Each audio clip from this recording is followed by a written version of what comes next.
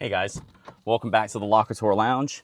My name is Chris, and today we have got a little different project. We are working on a friend's 2019 Honda HRV. So as it goes, a friend of mine went to the dealership. They told her that it was time to get her spark plugs changed, and she's like, you know what? I know a guy. So, which I'm happy about. I love being the spark plug guy. I love helping my friends and stuff, but take a look at this motor, guys. This is probably one of the simplest spark plug changes. 4-cylinder, coils right on top. I mean, I really don't think it's going to get a whole lot easier than this, but I did want to take the time to walk you guys through this. As many of you guys know, I am Director of Engineering at E3 Spark Plugs, and there's a lot of stuff that people don't know about plugs. So I'm going to walk you guys through how to change your spark plugs on this. So let's go ahead and get into it. Tools for this job are super simple, guys. I got an impact just to make things a little bit quicker. We've got a 10mm socket to get the ignition coil off. We've got a 5/8 inch spark plug socket in order to get the plugs out, an extension because it's down in the well. And then of course, we've got our E3 spark plugs. All right, so first things first, we're gonna go ahead and get the harnesses to the ignition coils disconnected. On a 2019, these shouldn't be a problem for braking, but on your older vehicles, you do want to take care because these tabs always like to snap off. But again, on a newer vehicle like this, these are all coming off with ease. And then what we're going to do is we're going to hit these with that 10mm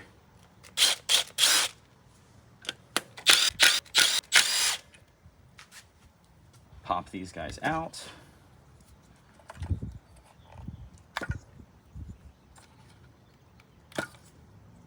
3 and 4. Now your spark plugs are down in a well there, as you can see, guys, so we're gonna need to use an extension, but we've got a lot of like just dirt and leaves. So what I'm gonna do is I'm gonna get some air and we're gonna blow this area out because we don't want any of that stuff to fall into your cylinders once you get the spark plug out.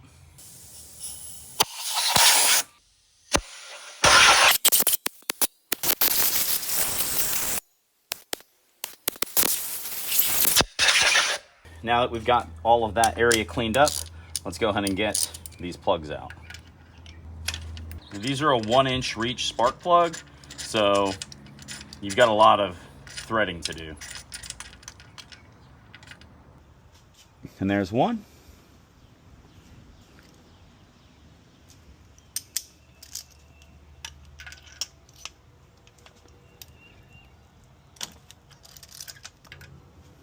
Two.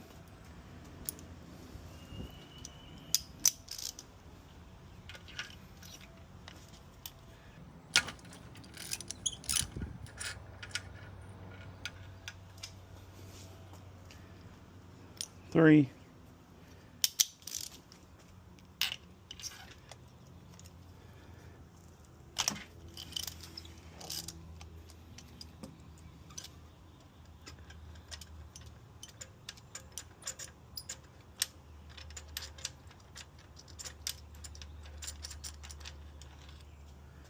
And 4.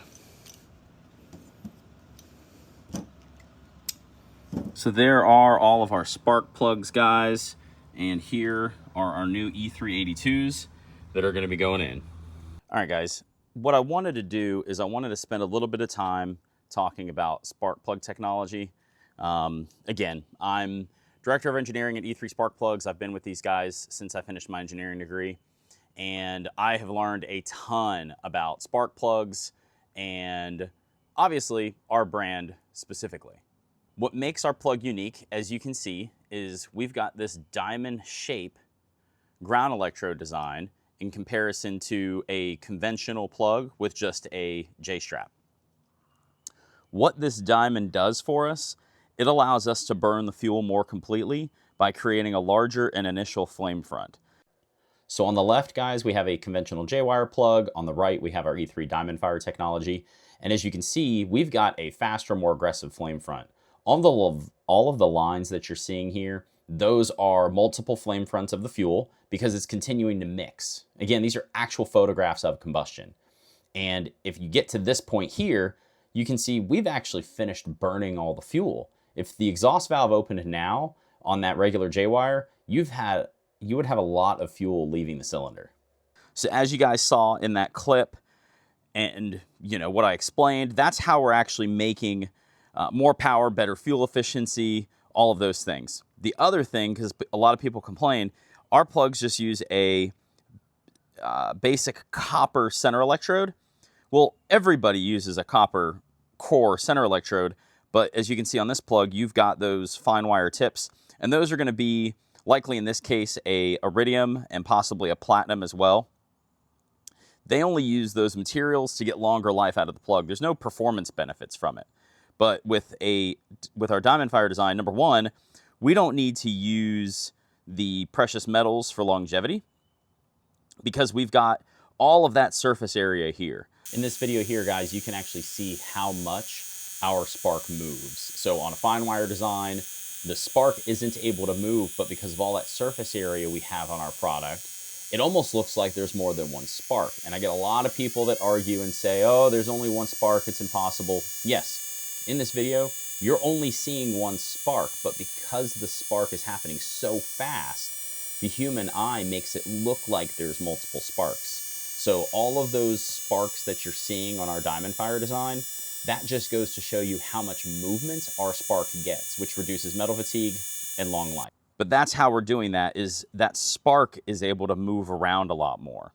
That's going to be the difference in some spark plugs, guys. If you have any questions about DiamondFIRE technology and E3 spark plugs, or honestly, if you have any questions about spark plugs in general, just go ahead and drop it down in the comments. Anyway, that's the difference in these plugs. These are going to be likely the original spark plugs that were installed on the car, but let's go ahead and walk through all of the important things to do when installing spark plugs. First of all, let's talk torque values. As you guys can see, these are two different thread size plugs. Here we've got a 14 millimeter, which is pretty standard for most of your automotive applications for like the last 100 years, whereas a lot of modern cars today are moving to this thinner 12 millimeter design. As you guys can see, this is a smaller thread, which is going to take up less space in the cylinder head. Less space in the cylinder head means that they can put bigger valves in. So that's the name of the game. If you're putting in bigger valves, that means you've got better airflow. So as a whole, that's why all of the manufacturers are moving to this longer, thinner design. Now what that means for the installer is different torque values. So this larger 14 millimeter thread size is going to have a higher torque value than this guy here. For the 14 millimeter spark plug with a gasket seat, you're going to be looking at 18 to 21 foot-pounds. For a 12 millimeter washer or gasket seat, you're only going to be looking at about 11 to 14 pounds. And that is so important because if you over torque either of these plugs, what happens is the shell threaded portion, it'll actually stretch. And if you stretch this out, then this becomes loose. I mean, all kinds of havoc happens. So you want to make sure that you're torquing these correctly. Most any car guy doesn't want to break out a torque wrench unless it's something critical like suspension or internal engine components. So the great trick with spark plugs of a washer style is that you can use the turn method. So for a washer style plug, you can use the turn method. And what's nice about the turn method is the same regardless of diameter. So you want to be able to turn this spark plug a quarter to a half turn. And what that does is that will fully crush this washer. Regardless of the thread diameter, on a washer or gasket style plug, you want to make sure that you are installing that plug and you are turning it a quarter to a half turn for full torque. Now, the reason why it's a quarter to a half is that if this washer were to be stuck on the thread, right? Let's see if I can get that there. So now this doesn't really want to move.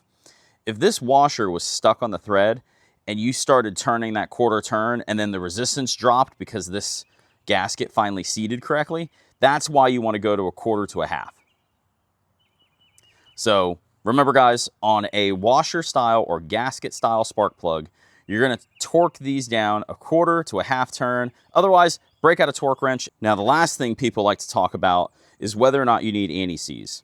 Now, most modern spark plugs are all plated with a nickel or a zinc plating, and that plating also acts as a lubricant. So the reality is this stuff isn't super important, but there's also nothing wrong with using it. If you are going to use anti-seize, the key is using it correctly. You only want to use a really small amount of this stuff. And I mean, I'm talking just a little drop at the start of the threads. So that right there, that is all you need for your spark plugs. And what happens is you thread it in, this is going to coat the rest of the threads. So now that we've got one of these in, let's go ahead and get these spark plugs installed in this car and get it back on the road. So we've got our spark plug socket as well as our extension, and we're just going to thread this guy into the motor.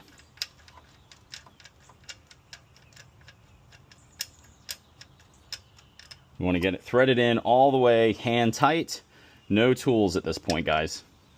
All right, we've got our drop of anti-seize on here. I'm going to pop this into our socket and get it threaded into the motor. What we're going to do is we're going to go ahead and install all 4 so that I can walk you guys through how to torque these in correctly. Again, you're going in all the way by hand.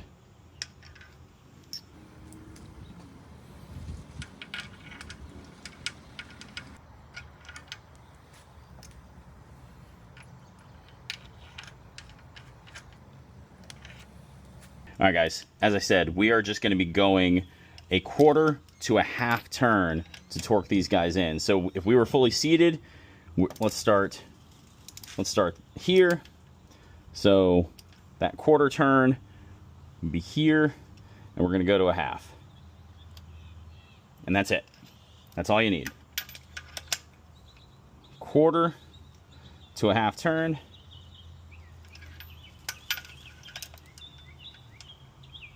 1/4 to a 1/2 turn.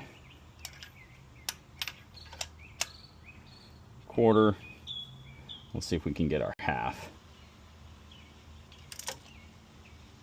There's our 1/2 turn. And that is all you need to torque these in. And one thing I like to do, you guys saw all that dirt. I like to give these a little wipe down before we get them reinstalled onto the car.